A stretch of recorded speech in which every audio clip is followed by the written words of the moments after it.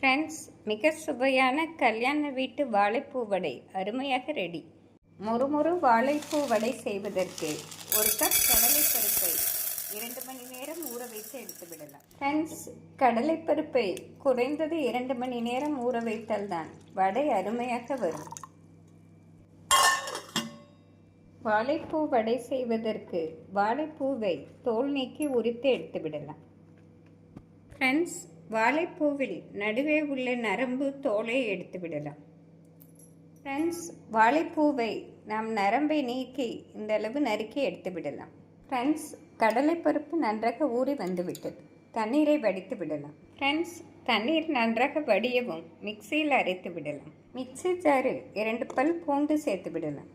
அதனுடன் 2 பச்சை மிளகாய், ஒரு காய்ந்த மிளகாய் சேர்த்து விடலாம். 1 ஸ்பூன் சோம்பு, சிறிய துண்டு இஞ்சி சேர்த்து விடலாம். இவை அனைத்தையும் கரகரப்பாக அரைத்து எடுத்து விடலாம். ஃப்ரெண்ட்ஸ், பச்சை மிளகாய் இஞ்சியை இந்த அளவு அரைத்த பின் ஊற வைத்த கடலை பருப்பை சேர்த்து விடலாம்.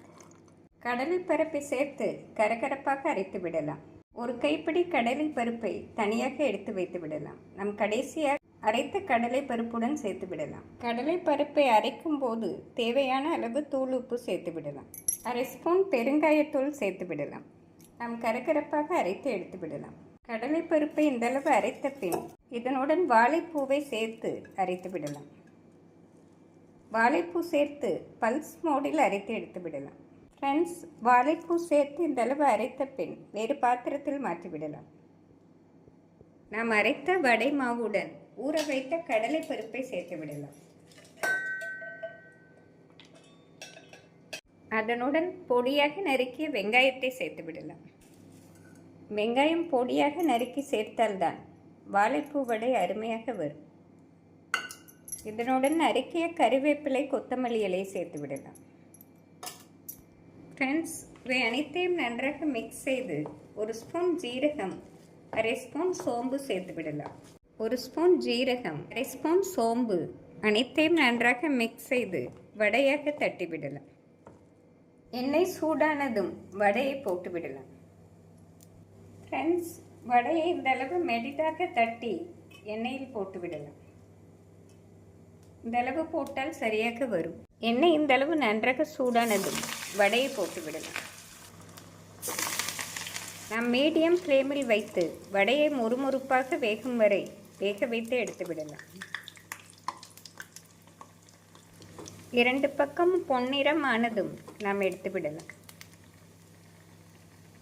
ஃப்ரெண்ட்ஸ், நாம் வாழைப்பூ வடை செய்வதற்கு கடலை பருப்பை அதிக நேரம் ஊற வைத்தால்தான் கிறிஸ்பியாக வரும்.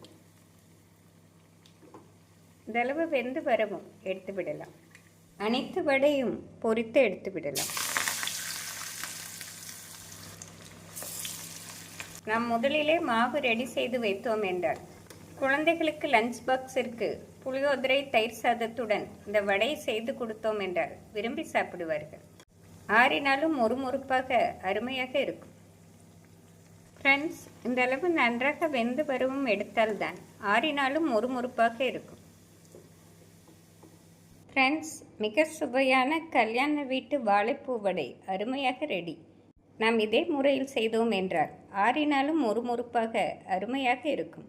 நாம் பருப்பை அதிக நேரம் ஊற வைத்து செய்தோம் என்றால் வடை மொறுமொறுப்பாக வரும். ஃப்ரெண்ட்ஸ், மிக ஆரோக்கியமான இந்த வாழைப்பூ வடையை செய்து பார்த்து எப்படி இருக்கிறது என்று கூறுங்கள். Thank you friends.